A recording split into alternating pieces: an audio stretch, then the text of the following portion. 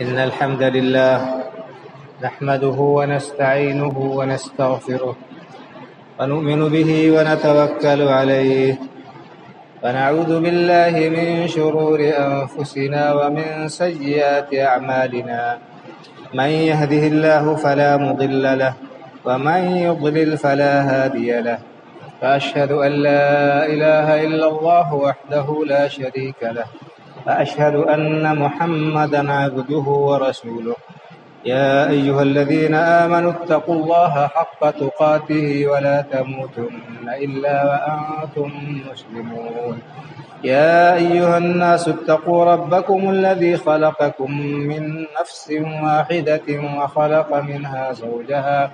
وخلق منها زوجها وبث منهما رجالا كثيرا ونساء واتقوا الله الذي تساءلون به والأرحام إن الله كان عليكم رقيبا يا أيها الذين آمنوا اتقوا الله وقولوا قولا سديدا يصلح لكم أعمالكم ويغفر لكم ذنوبكم ومن يطع الله ورسوله فقد فاز فوزا عظيما أما بعد فإن خير الحديث كتاب الله وخير الهدي هدي محمد صلى الله عليه وسلم وشر الأمور محدثاتها وكل محدثة بدعة وكل بدعة ضلالة وكل ضلالة في النار.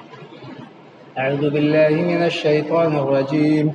يوم نقول لجهنم هل امتلأت وتقول هل من مزيد وأزلفت الجنة للمتقين غير بعيد هذا ما توعدون لكل أواب حفيظ من خشي الرحمن بالغيب وجاء بقلب منيب ادخلوها بسلام ذلك يوم الخلود لهم ما يشاءون فيها ولدينا مزيد وكم أهلكنا قبلهم من قرن هم أشد منهم بطشا فنقبوا في البلاد هل من محيص إن في ذلك لذكرى لمن كان له قلب أو ألقى السمع وهو شهيد ولقد خلقنا السماوات والأرض وما بينهما في 6 أيام وما مسنا من لغوب فاصبر على ما يقولون وسبح بحمد ربك قبل طلوع الشمس وقبل الغروب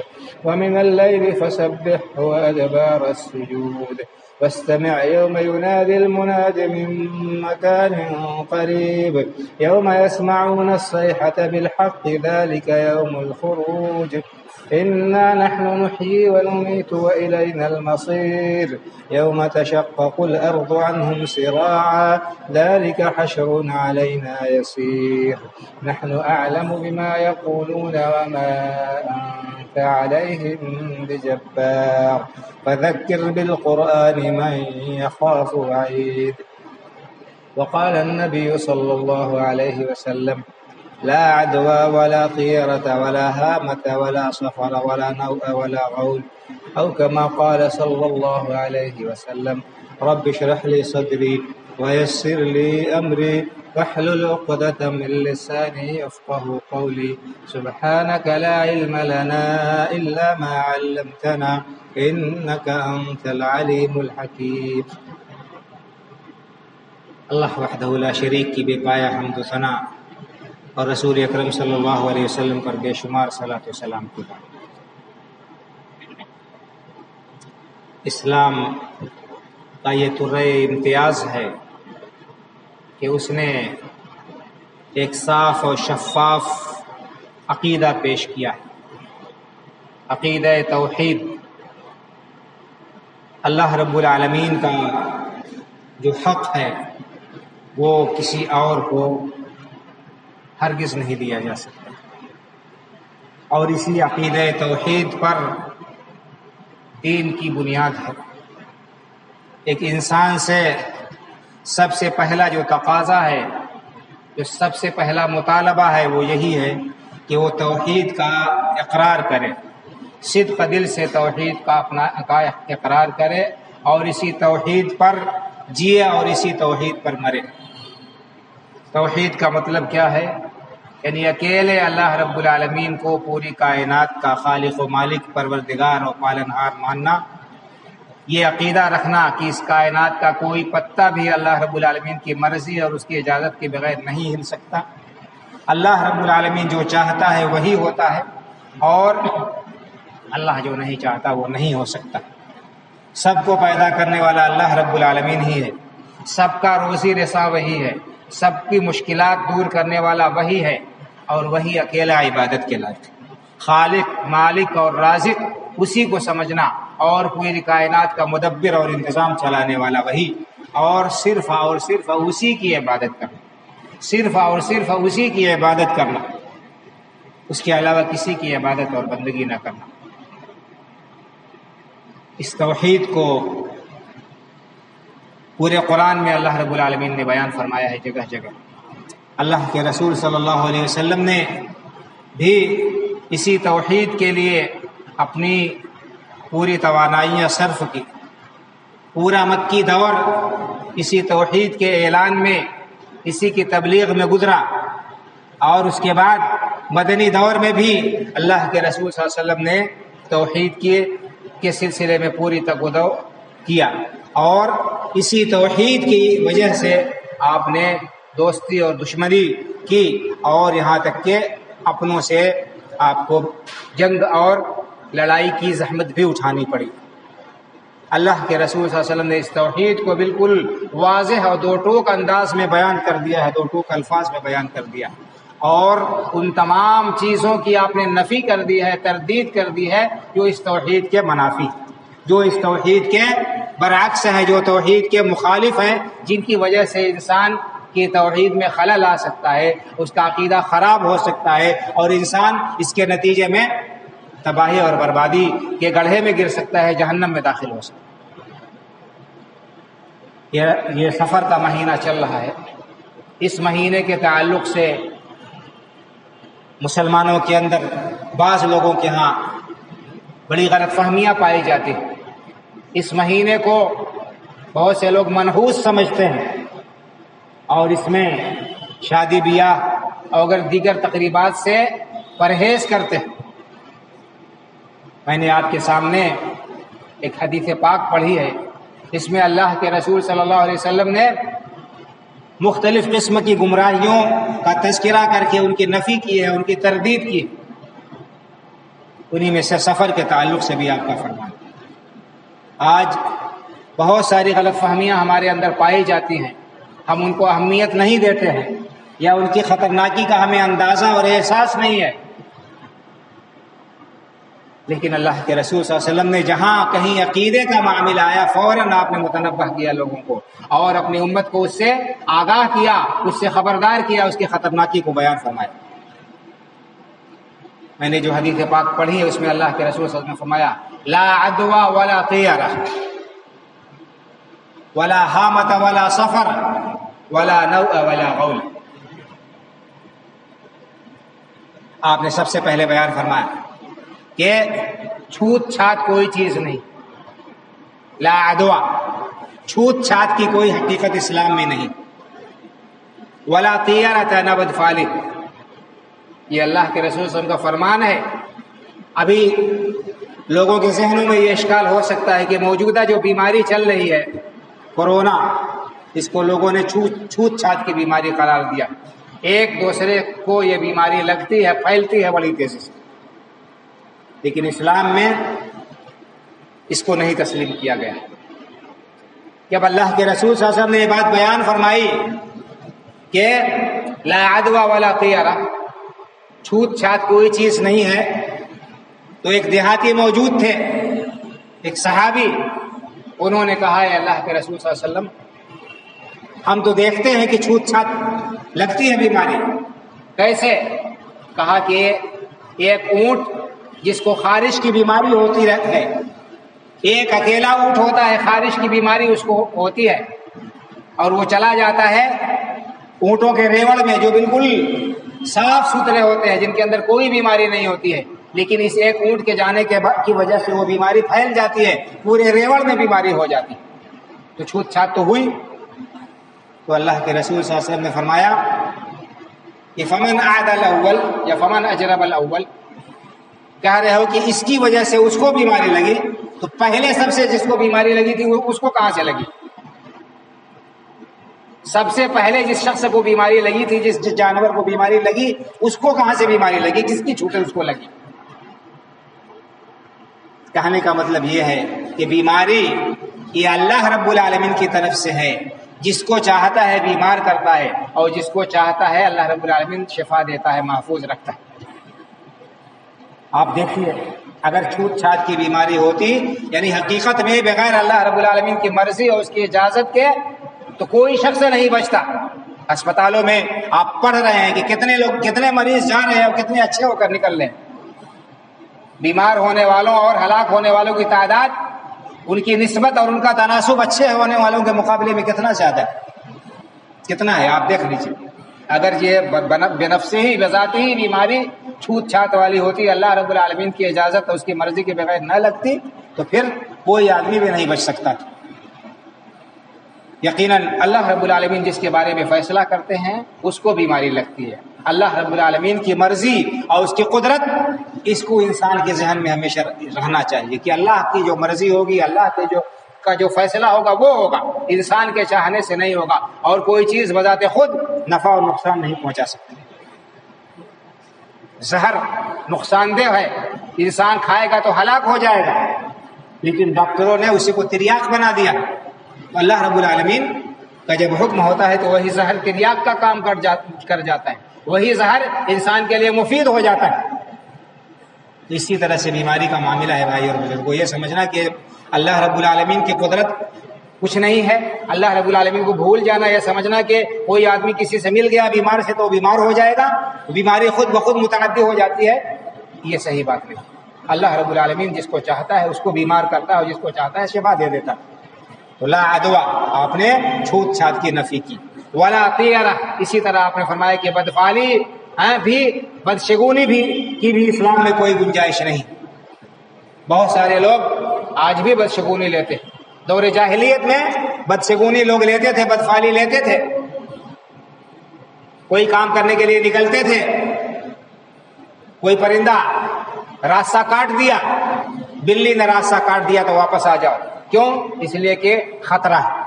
پرندہ بائیں طرف اگر اڑ کر چلا گیا تو بدفعلی لیتے تھے، سمجھتے تھے کہ بائیں طرف اڑ کر چلا گیا ناکام ہو جائے کہ واپس چلے آتے تھے۔ اسی طرح سے اور بہت ساری بدعقیدگی پائی جاتی تھی۔ آپ نے فرمایا کہ اس کی بھی کوئی حقیقت نہیں، اس کی بھی کوئی اصل نہیں ہے۔ جو لوگ بدفعلی اور بدشگونی لیتے ہیں اس کی بھی کوئی حقیقت نہیں ہے، یہ بھی جاہلیت کا عقیدہ ہے، اور ایک اسلام جو ہے اس کی نفی کرتا ہے۔ وہ یہ بتاتا ہے کہ فائدہ اور نقصان پہنچانے والی ذات صرف اور صرف اللہ رب العالمین کی ہے، اللہ کے علاوہ کوئی ہستی نہیں ہے جو فائدہ پہنچائے، کوئی جو نقصان پہنچائے۔ کوئی جانور راستہ کاٹ دے یا کسی پرندے کی آواز سن کر بدفعلی اور بدشگونی لے انسان، یہ ایک مسلمان کے لیے زیب نہیں لیتا ہے، یہ توحید کے منافی ہے، اس سے انسان کی توحید پہ آنچ آتی ہے، اس کی توحید خراب ہوتی ہے، اس کا عقیدہ برباد ہوتا ہے۔ آپ نے فرمایا لا عدوى ولا طیرۃ ولا حامۃ ولا سفر، اسی طرح فرمایا کہ الو بھی کوئی چیز نہیں۔ حامہ کے معنی ہوتے ہیں دو معنی بتائے علماء نے۔ ایک تو حامہ کے معنی آتے ہیں الو کے، اور الو اگر کسی کے دروازے پر آ کر بیٹھ گیا، کسی کے مڈیر پر بیٹھ گیا الو اور آواز دیا تو لوگ بدشگونی لیتے تھے کہ کسی نہ کسی کی موت ہونے والی۔ جس گھر کی چھت پر یا مڈیر پر الو بیٹھ گیا، لوگ یہ بدشگونی لیتے تھے، بدفعلی لیتے تھے کہ کسی نہ کسی کی موت واقع ہوگی، کوئی نہ کوئی حادثہ پیش آنے والا ہے۔ تو اللہ کے رسول نے فرمایا کہ یہ بھی بدعقیدگی ہے، اسلام میں اس کی کوئی گنجائش نہیں ہے۔ الو کے بیٹھنے سے یا اس کے بولنے سے، اس کے رونے سے کسی کی موت اور کسی کی زندگی کا کوئی تعلق نہیں۔ اللہ رب العالمین جب لکھے گا جس کی موت، اس وقت اس کی موت آئے گی۔ اسی طرح سے ایک عقیدہ یہ بھی تھا ان کا کہ جب کسی شخص کو قتل کر دیا جاتا تھا تو جب تک اس کا بدلہ نہ لے لیں اس کے خاندان والے، اس آدمی کی روح الو کی شکل میں ادھر ادھر بھٹکتی رہتی، اس کی شکل الو کی شکل میں اس کی روح ادھر ادھر بھٹکتی رہتی ہے جب تک اس کے خاندان والے اس کا بدلہ نہ لے لیں۔ اسی لیے دور جاہلیت میں اس کی وجہ سے صدیوں لڑائیاں ہوتی رہتی تھی۔ ایک خاندان کا کوئی آدمی قتل کر دیا گیا تو بدلے میں قاتل کو قتل کرتے تھے، پھر اس کے بدلے میں یعنی خوریزی چلتی رہتی تھی پشت ہاتھ پشت۔ اللہ کے رسول صلی اللہ علیہ وسلم نے اس بدعقیدگی کی جڑ کو بھی کاٹا، کہا کہ اس کی بھی کوئی حقیقت نہیں ہے۔ انسان جب مر جاتا ہے تو جیسا ہوتا ہے اس کے مطابق اس کی روح علیین میں یا سجین میں ڈال دی جاتی ہے، پھر روح دنیا میں نہیں آتی ہے، دنیا میں روح دوبارہ نہیں آتی ہے کہ آئے اور پریشان کرے، کچھ مطالبہ کرے، کچھ کہے پیاس العطش العطش، میں میری پیاس بجھاؤ میری پیاس بجھاؤ، پیاس جو ہے خون سے بجھے گی، ایسی کوئی بات نہیں ہے۔ آج بہت سارے مسلمان بھی کسی نہ کسی شکل میں اس قسم کی بدعقیدگی کا شکار ہیں، بدفعلی اور بدشگونی کا شکار ہے۔ بہت سارے لوگ یہ سمجھتے ہیں کہ جب کسی میت کا انتقال ہو جاتا ہے تو شب برات کے موقع پر جب تک اس کے نام سے جو ہے کھانا نہ کھلا دیا جائے اس کی روح معلق رہتی ہے اور آتی رہتی ہے، اور کہتے ہیں عرفہ، عرفہ کے دن اس کی طرف سے میت کی طرف سے کھانا کھلاتے ہیں اور کہتے ہیں کہ اب اس کی روح جو ہے اپنی جگہ پہنچے گی۔ یہ بھی بدعقیدگی ہے، اس کے کوئی اثر نہیں ہے بھائی اور بزرگوں۔ انسان کی روح بدن سے نکلنے کے بعد علیین میں یا سجین میں جہاں اس کی جگہ ہے جن نیک یا بد وہاں چلی جاتی ہے، پھر دنیا میں اسے نہیں آنا ہے قیامت تک، اسے دنیا میں دوبارہ نہیں آنا ہے۔ تو یہ بدعقیدگی ہے۔ اللہ کے رسول نے فرمایا کہ حامہ، یہ سمجھنا کہ کسی مقتول کی روح بھٹکتی رہتی ہے اور وہ جو ہے صدا لگاتی رہتی ہے بدلے بدلے کی کہ بدلہ دو تب مجھے شانتی ملے گی، سکون ملے گا، یہ بدعقیدگی ہے۔ اور اسی طرح فرمایا ولا سفر، اسی طرح سے سفر بھی نہیں ہے۔ اس کی بھی علماء نے کئی تشریح کی ہے۔ سفر ایک تو یہ کہ سفر کے مہینے کو منحوس سمجھتے تھے، آپ نے تردید کر دی، کوئی مہینہ کوئی دن منحوس نہیں۔ اللہ رب العالمین نے ہر دن کو بنایا ہے، شب و روز کا مالک وہی ہے۔ انسان اپنے اعمال کے ذریعے سے اپنے وقت کو اچھا یا برا بناتا ہے۔ جو وقت اچھائی میں گزرا، بھلائی میں گزرا، عبادت میں گزرا، نیکی میں گزرا، وہ انسان کے لیے باعث برکت ہے۔ جو وقت انسان کا اللہ کی یاد سے غفلت میں گزرا، گناہ کے کاموں میں گزرا، اللہ کی نافرمانی کے کاموں میں گزرا، وہ اس کے لیے باعث نقصان ہوگا، وہ اس کے لیے باعث جو ہے شرمندگی اور افسوس ہوگا۔ تو سفر کے مہینے کو منحوس سمجھنا یہ بھی باطل ہے اور غلط ہے، یہ صحیح نہیں ہے۔ اسی طرح سے دور جاہلیت میں لوگ کیا کرتے تھے، سفر کے مہینے کو تبدیل کر لیا کرتے تھے۔ محرم کا مہینہ جو ہے سفر کو مقدم کر دیتے تھے اور محرم کو مؤخر کر دیتے تھے۔ اسلام نے 3 مہینے کو حرمت والے قرار دیا، ذی-القعدہ، ذی-الحجہ اور محرم، 3 مہینے متواتر۔ اس مہینے میں، ان مہینوں میں خاص طور سے جنگ و جدال، قتال اور لڑائی سے منع کیا گیا ہے۔ دور جاہلیت میں بھی لوگ اس کا بڑا احترام کرتے تھے اور ان مہینوں میں لڑائی جھگڑے سے بچتے تھے، لیکن 3 مہینے ان کے لیے مسلسل لڑائی جھگڑے سے رکے رہنا، قتل و خوریزی سے رکے رہنا بڑا مشکل تھا، کیونکہ ان کا گزارا اسی طرح سے ایک دوسرے پر حملہ کر کے تھا۔ تو اس طرح سے وہ لوگ محرم کے مہینے کو سفر کا مہینہ کرتے تھے، سفر کا مہینہ پہلے کر لیتے تھے اور محرم کو 1 مہینہ بعد ٹال دیتے تھے۔ اسی کو نسی کہا گیا قرآن میں، انما النسیء زیادۃ فی الکفر، مہینوں کو آگے پیچھے کرنا یہ کفر کا کام ہے۔ تو بہرحال یہ بھی صحیح نہیں ہے۔ اسی طرح سے بعض علماء نے کہا کہ سفر ایک انسان کے جو ہے پیٹ میں ایک کیڑا ہوتا ہے، ان کا عقیدہ تھا کہ یہ کیڑا انسان کو ہلاک و برباد کر دیتا ہے۔ جس انسان کے پیٹ میں کیڑا ہو جائے یہ سفر نام کا جو ہے وہ ہلاک ہو جاتا ہے، برباد ہو جاتا ہے۔ تو یہ اس کی بھی تردید کی گئی ہے کہ اللہ رب العالمین ہی ہے جو کسی کو زندگی اور موت دیتا ہے اور اسی کے اختیار میں ہے نفع اور نقصان پہنچانا۔ بہرحال کہنے کا مطلب یہ ہے کہ اللہ کے رسول صلی اللہ علیہ وسلم نے مختلف قسم کی بدعقیدگیوں کی تردید کی ہے، اس کی نفی کی ہے، اس کی ممانعت کی ہے۔ اسی طرح آپ نے فرمایا کہ ولا نوء ولا غول، اسی طرح سے نچھتر بھی کچھ نہیں ہے۔ نچھتر کو یہ سمجھنا کہ اس کی وجہ سے بارش ہوتی ہے، یہ بھی بدعقیدگی ہے۔ بارش برسانے والا اللہ رب العالمین ہے، وہی جب چاہتا ہے، جہاں چاہتا ہے، جتنی چاہتا ہے بارش اتارتا ہے۔ نچھتر کی وجہ سے ستاروں کے نکلنے اور ڈوبنے کی وجہ سے بارش ہو، ایسا نہیں۔ اللہ رب العالمین نے سبب بنایا ہے، لیکن ضروری نہیں ہے کہ وہ سبب پایا جائے تو مسبب بھی پایا جائے۔ جب تک اللہ کا فیصلہ نہیں ہوتا، اللہ کا حکم نہیں ہوگا، کچھ بھی نہیں ہو سکتا ہے۔ اللہ رب العالمین نے شادی کو، میاں بیوی کی ملاقات کو اولاد کا سبب قرار دیا ہے، لیکن ہر شادی شدہ انسان کے ہاں اولاد ہو یہ ضروری نہیں۔ اللہ رب العالمین جب چاہتا ہے تو اولاد ہوتی ہے۔ تو بہرحال یہ سمجھنا کہ صرف نچھتر کی وجہ سے، کسی ستارے کے ڈوبنے کی وجہ سے یا کسی ستارے کے نکلنے کی وجہ سے بارش ہوتی ہے اور اللہ رب العالمین کی مرضی کا کوئی دخل نہیں ہے، یہ بدعقیدگی ہے اور یہ کفریہ عقیدہ ہے۔ ہاں آپ دیکھتے ہیں غیر مسلموں کے یہاں یہ چیز پائی جاتی ہے، وہ نشتر نکلواتے ہیں، وہ جاتے ہیں مہورت نکلواتے ہیں، بہت سارے لوگ مسلمان اپنے آپ کو کہنے والے وہ بھی جاتے ہیں دست شناسوں کے پاس میں، قیافہ شناسوں کے پاس میں ہاتھ دکھاتے ہیں کہ ہماری قسمت دیکھ لیجئے، اور بہت سارے لوگ یہی دھندا کرتے ہیں، یہی بیوپار کرتے ہیں۔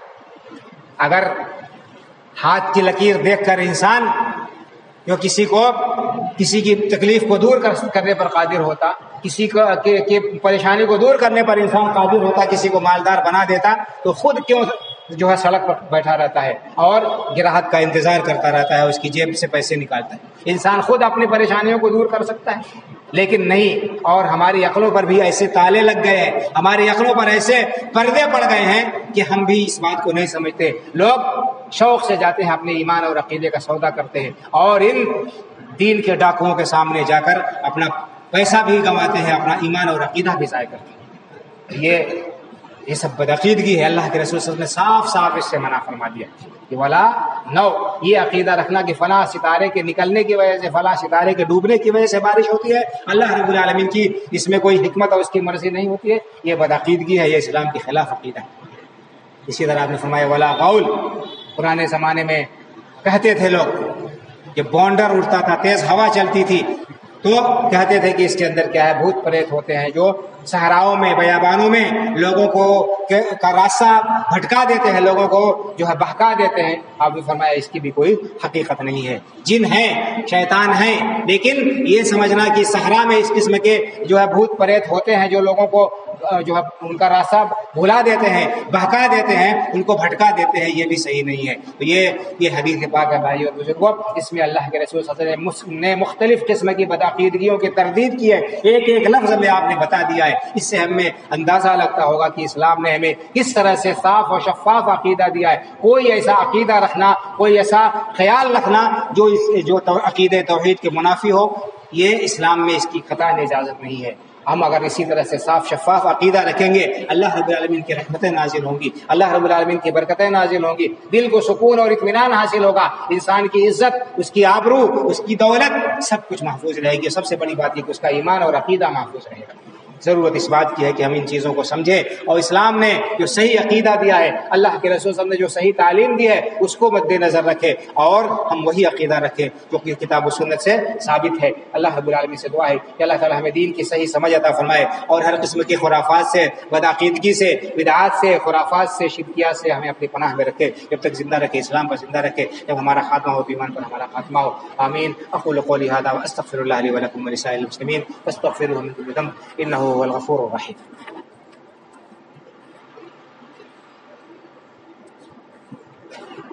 إن الحمد لله نحمده ونستعينه ونستغفره ونؤمن به ونتوكل عليه ونعوذ بالله من شرور أنفسنا ومن سيئات أعمالنا، من يهده الله فلا مضل له ومن يضلل فلا هادي له، وأشهد أن لا إله إلا الله وحده لا شريك له، وأشهد أن محمدا عبده ورسوله، إن الله وملائكته يصلون على النبي، يا أيها الذين آمنوا صلوا عليه وسلموا تسليما، اللهم صل على محمد وعلى آل محمد كما صليت على إبراهيم وعلى آل إبراهيم إنك حميد مجيد، اللهم بارك على محمد وعلى آل محمد كما باركت على إبراهيم وعلى آل إبراهيم إنك حميد مجيد، اللهم انصر من نصر دين محمد صلى الله عليه وسلم واجعلنا منهم، واخذل من خذل دين محمد صلى الله عليه وسلم ولا تجعلنا منهم، عباد الله رحمكم الله، إن الله يأمر بالعدل والإحسان وإيتاء ذي القربى وينهى عن الفحشاء والمنكر والبغي يعظكم لعلكم تذكرون، فاذكروا الله يذكركم وادعوه يستجب لكم ولذكر الله أكبر والله يعلم ما تصنعون۔